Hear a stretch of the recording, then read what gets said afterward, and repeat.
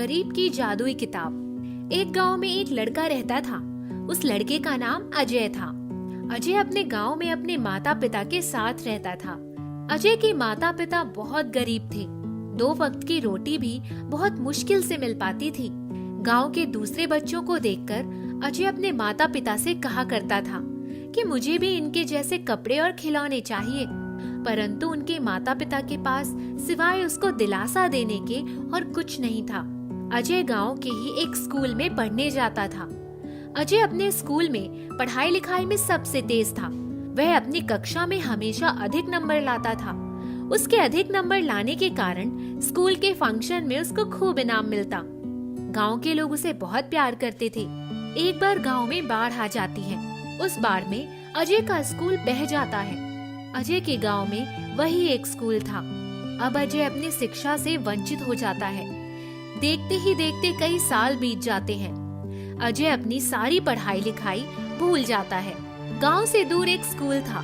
उस स्कूल में पढ़ने के लिए लाखों रुपयों की आवश्यकता थी, इसीलिए अजय का वहां एडमिशन नहीं हो सका।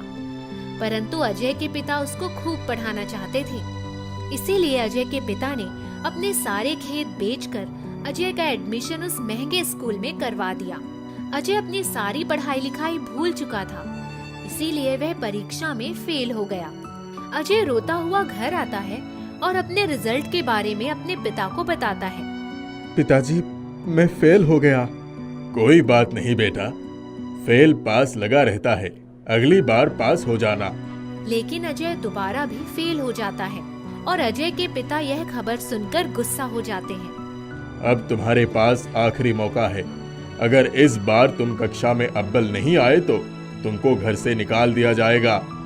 पापा, अगर आप लोग मुझे घर से निकाल देंगे तो मैं कहाँ जाऊंगा? तुमको जहाँ भी जाना है चले जाना, मगर लौट कर वापस घर नहीं आना। अजय के दोबारा फेल होने की खबर पूरे गांव में फैल जाती है और गांव के बूढ़े बच्चे सभी अजय का खूब मजाक उड़ाते हैं, खूब ताना देते हैं। वे अजय को फेलियर कहकर चिढ़ाते हैं। अजय का इन बातों से बहुत दिल दुखता है और वह रोता हुआ वहाँ से चला जाता है। अजय इस बार खूब मेहनत करता है और खूब मन लगाकर पढ़ाई करता है, मगर वह तीसरी बार भी फेल हो जाता है। अजय ने सोचा कि अगर वह घर जाएगा तो सारे लोग उसका मजाक उड़ाएंगे और उसको घर पर बहुत मार पड़ेगी।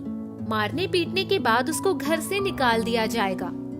यह सब सोचकर अजय घर नहीं जाता, बल्कि कहीं और चला जाता है।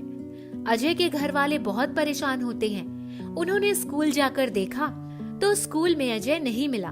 फिर अजय के पिता और गांव वालों ने अजय को पूरे गांव में ढूंढा, मगर वह फिर भी नहीं मिला। शायद अजय इस बार भी फेल हो गया है, इसीलिए भाग गया। जब वो नहीं पढ़ पा रहा था तो उसको खेती बाड़ी कराना चाहिए था। हाँ, शायद आप लोग ठीक कहते हो। अजय गांव से बहुत दूर जा चुका था। अजय को खुद भी नहीं मालूम था कि वह कहाँ जा रहा है। चलते चलते उसको एक झोपड़ी दिखी। अजय उस झोपड़ी के करीब गया और दरवाजा खटखटाया। अंदर से एक अजीबोगरीब व्यक्ति निकला और अजय को घर के अंदर बुलाया। अजय ने उस व्यक्ति को सारी बातें बताई। उस व्यक्ति ने अजय को कुछ बिस्किट दिए और बिस्किट खाकर वह सो गया। जब वह सुबह उस व्यक्ति के घर से जाने लगा तो उसने अजय को एक जादुई किताब दी और कहा, यह किताब तुम्हारी मदद करेगी। अजय ने किताब लिया और उस व्यक्ति को धन्यवाद देकर चला गया। अजय ने सोचा, अब मैं घर लौटकर कभी नहीं जाऊंगा, मगर वह अपने गांव वालों को कुछ बनकर दिखाना चाहता था, इसीलिए वह चलते चलते शहर आ गया। अजय को शहर में एक स्कूल दिखाई पड़ा। अजय स्कूल के अंदर गया और वहाँ के टीचर से कहा, मुझे इस स्कूल में एडमिशन चाहिए। अपना रिजल्ट दिखाओ। अजय रिजल्ट दिखाता है। रिजल्ट देखकर वहाँ के टीचर ने अजय से कहा, तुम्हारा रिजल्ट तो बहुत खराब है, तुमको यहाँ कैसे एडमिशन दिया जाए? सर, मैं खूब मन लगाकर पढ़ूंगा, आप एक बार मुझे एडमिशन दे दीजिए। अजय की यह बात सुनकर टीचर ने कहा, ठीक है, कल हम तुम्हारा टेस्ट लेंगे। अगर तुमने टेस्ट पास कर लिया तो तुमको एडमिशन दे दिया जाएगा, वरना तुमको यहाँ एडमिशन नहीं मिल सकता। फिर अजय वहाँ से चला गया और फुटपाथ पर जाकर बैठ गया। वह सोचने लगा कि मुझे बहुत अधिक पढ़ना लिखना तो नहीं आता, आखिर मैं टेस्ट कैसे पास करूंगा। फिर उसने सोचा क्यों ना कुछ पढ़ ही लिया जाए। उसने अपने बैग में हाथ डाला और एक किताब निकाली। उसके हाथ में वही किताब आई जो उस व्यक्ति ने उसको दिया था। अजय ने वह किताब खोली तो उस किताब से एक आवाज आई, अजय मैं तुम्हारे बारे में सब जानती हूँ। यह देखकर अजय हैरान रह गया कि किताब से आवाज कैसे आ रही है। अजय ने किताब से पूछा, तुम कौन हो? मैं एक जादुई किताब हूँ। तुम मुझे कैसे जानती हो? जिसने तुमको ये किताब दिया है वो मेरे मालिक है और मेरे मालिक ने मुझे तुम्हारे बारे में सब कुछ बता दिया है। तुम मेरे लिए क्या कर सकती हो? मुझसे तुम जो सवाल पूछोगे मैं उसका उत्तर तुम्हें बता दूंगी। ए जादुई किताब, मुझे बताओ कि कल टेस्ट में क्या क्या पूछा जाएगा। किताब ने अजय को वो सब बता दिया जो टेस्ट में अजय से पूछा जाने वाला था। तो अजय रात भर वही याद करता रहा। बहुत मेहनत और परिश्रम के बाद अजय ने वो सब याद कर लिया और टेस्ट देकर पास हो गया। इस तरह अजय को उस स्कूल में एडमिशन मिल गया। अजय उसी स्कूल में हॉस्टल में रहने लगा। जब भी उसकी परीक्षा आती वह जादुई किताब से सारे प्रश्न के उत्तर पूछ लेता और जादुई किताब उसे सारे उत्तर बता देती। अजय उन सारे उत्तरों को बहुत ध्यान से पढ़ता और कई दिनों के परिश्रम के बाद वह सब कुछ याद कर लेता। इस तरह वह परीक्षा में सारे प्रश्नों का उत्तर देकर अव्वल नंबर से पास हो जाता और उसे क्लास में अव्वल आने के कारण बहुत सारे इनाम भी मिलते। धीरे धीरे पास होते होते वह लॉ कॉलेज में पहुंच गया। लॉ कॉलेज में भी अव्वल नंबर से पास होकर वह बड़ा जज बन जाता है। अजय के जज बनने के बाद उसकी पोस्टिंग उसी के गांव की कचहरी में हो जाती है और सरकार की तरफ से उसे बड़ा सा बंगला मिलता है। उधर गांव में अजय के पिता को खून के झूठे इल्जाम में जेल हो चुकी होती है और एक दिन अजय के पिता की कचहरी में पेशी होती है। उस दिन अजय का कोर्ट में पहला दिन रहता है। अजय के पिता को बुलाया जाता है। अजय अपने पिता को देखकर पहचान लेता है और उसकी आंखों से आंसू आ जाते हैं, लेकिन अजय का पिता अजय को नहीं पहचान पाता। मुकदमा शुरू होता है और अजय के पिता के खिलाफ एक भी सबूत नहीं मिलता। इसीलिए अजय अपने पिता को बाइज्जत बरी कर देता है। एक दिन के बाद अजय जज के कपड़ों में अपने घर जाता है। अजय के पिता और सारे गांव वाले उसको देखकर खड़े हो जाते हैं, परंतु कोई भी अजय को पहचान नहीं पाता। जज साहब, आप यहाँ क्यों आ गए? मुझे बुलवा लेते। आप लोगों ने मुझे नहीं पहचाना? अजय के पिता और गांव वाले कहते हैं, नहीं, आप कौन हैं? फिर अजय सबको अपनी कहानी सुनाता है। अजय की कहानी सुनकर सब हैरान हो जाते हैं और पिता रोते हुए अपने बेटे अजय को गले लगा लेता है। अजय अपने परिवार के साथ अपने बंगले में जाकर खुशी खुशी रहने लगता है। जादुई साबुन। रामलाल और सुधा अब बूढ़े हो चले थे। अपनी सारी जिंदगी उन्होंने जो भी कमाया सब अपने दोनों बेटों के परवरिश में लगा दिया। अब उनके बुढ़ापे का सहारा उनके दो बेटे ही थे, लेकिन दोनों बेटे अपनी जिंदगी अपने तरीके से जीना चाहते थे। क्या माँ, रोज ये सूखी रोटी बना देती हो? मुझे नहीं खाना है। सूखी रोटी मेरे गले में फंस जाती है। बेटा, अब मेरे शरीर में इतनी ताकत नहीं रही। अब मुझसे काम नहीं होता।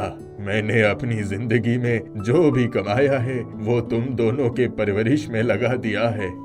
दो जवान बेटे घर पर है, फिर भी बाप को काम करना पड़ रहा है। अरे कुछ तो शर्म करो, तुम लोग कुछ काम तो कर लो।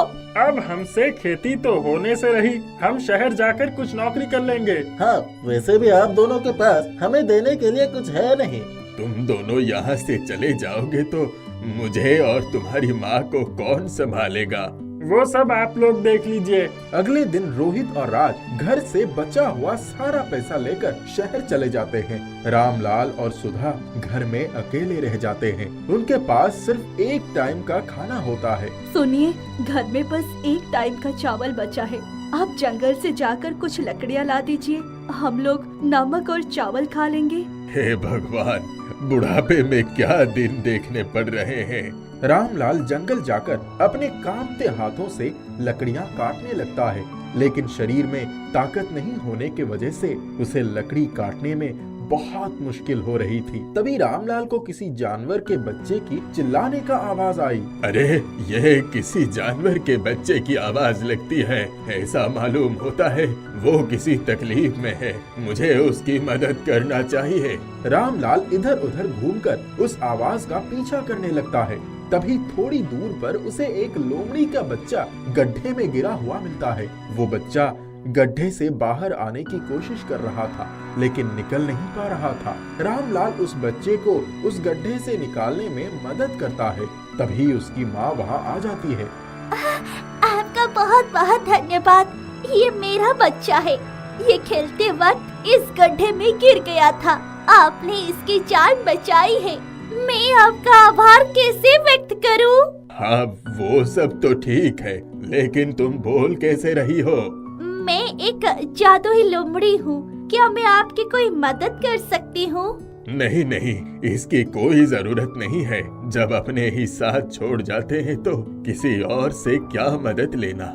मैं आपको एक जादुई साबुन दे रही हूँ। शायद ये आपके कुछ काम आ जाए। इतना बोलकर लोमड़ी साबुन वहीं रखकर चली जाती है। रामलाल वो साबुन अपनी जेब में रख लेता है और आसपास पड़ी लकड़ी लेकर घर चला जाता है। अरे ये क्या? आपके कपड़े में मिट्टी कैसे लग गई? एक लोमड़ी के बच्चे को बचाने में गंदे हो गए। हमारे पास खाने के तो पैसे है नहीं, अब आपके कपड़े कैसे धो? ये लो साबुन, इससे धो देना। ये साबुन तो बहुत बड़ा है। मैं इसके 4 टुकड़े कर देती हूँ, बाद में काम आएगा। सुधा साबुन का 4 टुकड़े करके एक टुकड़े से रामलाल के कपड़े साफ कर देती है और अगले दिन जैसे ही वो उस साबुन को देखती है वो बोलती है, अरे ये देखिए, मैंने कल इस साबुन के 4 टुकड़े करे थे, लेकिन अब तो ये फिर से उतना ही बढ़ गया। अरे ये साबुन मुझे जादुई लोमड़ी ने दिया था। लगता है ये कोई जादुई साबुन है। क्यों ना हम इस जादुई साबुन का व्यापार कर ले। इससे हमारी कमाई भी हो जाएगी और हमारा बुढ़ापा भी कट जाएगा। रामलाल और सुधा जादुई साबुन के टुकड़े कर उसे बेचने लगते हैं। उनकी अच्छी कमाई होने लगती है। यह बात राज और रोहित को पता चलती है। ये सुनकर दोनों गांव वापस आ जाते हैं। हमें माफ कर दीजिए, हमसे बहुत बड़ी गलती हो गई। हम अब यहीं रहकर आप दोनों की सेवा करेंगे और काम में हाथ बटाएंगे।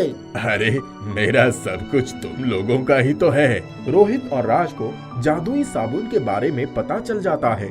दोनों के मन में लालच आ जाता है। क्यों ना हम ये सारे जादुई साबुन चोरी कर ले और शहर जाकर बेचे तो हमें कितना मुनाफा होगा।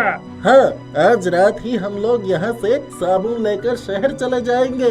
दोनों रात में सारा सामान चोरी करके भाग जाते हैं। सुबह जब रामलाल और सुधा उठते हैं और सारा सामान समेत राज और रोहित को गायब देखते हैं तो उन्हें अपनी हालत पर रोना आ जाता है। इधर रोहित और राज शहर पहुंचते ही उनका सारा साबुन और सामान गायब हो जाता है। अरे हमने जादुई साबुन चोरी किया, इसीलिए हमारा सारा सामान गायब हो गया। हमें गांव जाकर माफी मांगनी चाहिए।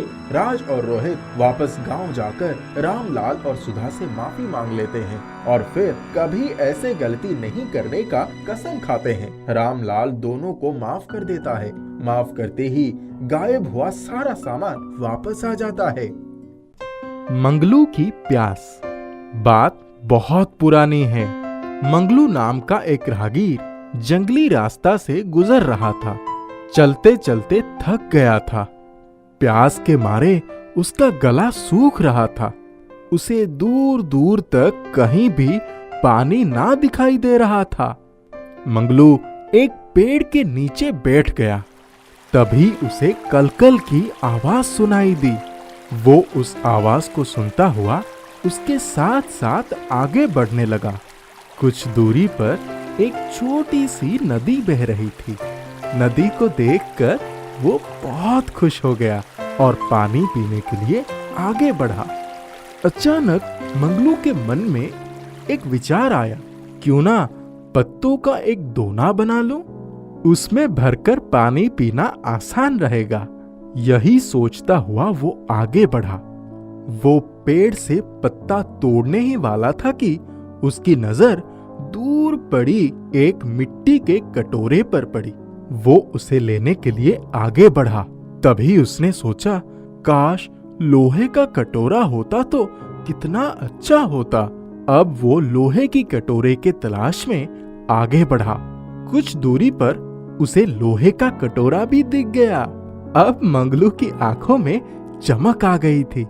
तब मंगलू के मन में ख्याल आया, अरे ये जंगल तो बहुत अच्छा है, यहाँ जो कुछ भी चाहो वही मिल जाता है। चलो थोड़ी दूर और चला जाए, शायद पीतल का कटोरा भी मिल जाए। पीतल कप में ही था। प्यास के कारण उसकी दम निकला जा रहा था। वो नदी की बिल्कुल समीप आ गया था। उसने हिम्मत जुटाई, खड़े होने की कोशिश की, लेकिन खड़ा नहीं हो पाया और गिरकर बेहोश हो गया। कल कल बहती नदी हंसी और बोली, अभाग्य मनुष्य, तू बेकार ही भटकता रहा। पानी पीने के लिए तो तेरे दोनों हाथ ही काफी थे।